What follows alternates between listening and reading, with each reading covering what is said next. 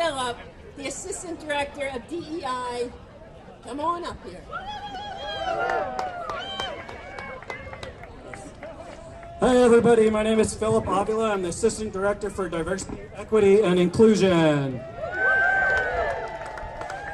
Thank you all for coming out and participating in our very first Amherst Pride Parade. I'd like to make a few acknowledgments of the people putting together this parade. We have the Amherst Pride Parade volunteers, the Amherst Bid, as well as the DEI department and the town of Amherst. Since announcing this event, a lot of people have been calling my phone asking me, how did this come to be? And I just want to recognize an individual who just hopped off the stage, and I know she's going to go run, but Jan, come back up. Jan, come up here.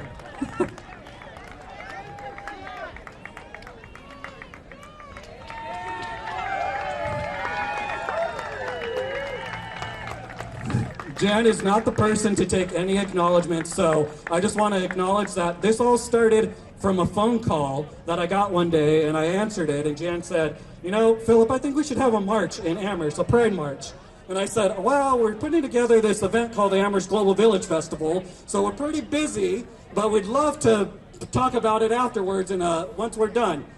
And that was about 2 months before this event. So this event happened in just a little under 2 months, and I really just want to acknowledge Jan for putting that together.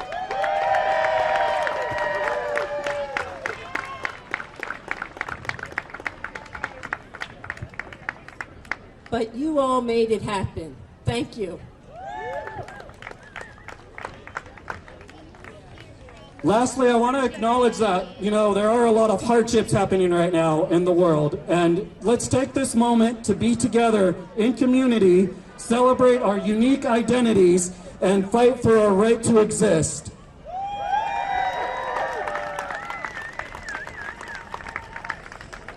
We have a few speakers for you today, so I'm going to hop off the stage. But the first speakers that we have are from the town councilor, Councilor Mandy Jo Haneke and Pat DeAngelis.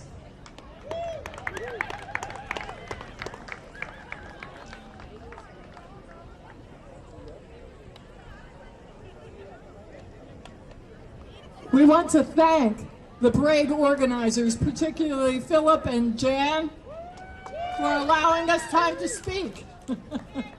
Mandy and I, Lynn Griesmer and Councilorette are all members of the town council, and we have supported gay pride for the last 7 years with a proclamation. Now we're moving forward with this incredible gathering. Naming ourselves should be a celebration.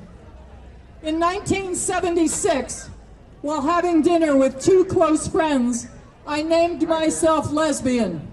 They laughed. They laughed, saying something like, we knew that, or it's about time. And I kind of felt like, were they paying attention to this journey that I went on to name myself? And then I realized that their laughter was a celebration in recognition of my firm in who I was and am. For lesbian, gay, bisexual, trans, queer, and plus people, naming ourselves is an act of courage. We face the loss of family, friends, community, jobs, access to health care, and other social services. We face anger, hate, and violence from individuals and groups, from the dangerous anti-LGBTQ+ legislation being introduced and passed in states across the country, and from zealous members of our federal government. For queer and trans people of color who have been and remain at the forefront of the struggle for our rights, the hate and violence faced is compounded by the racist roots of our culture.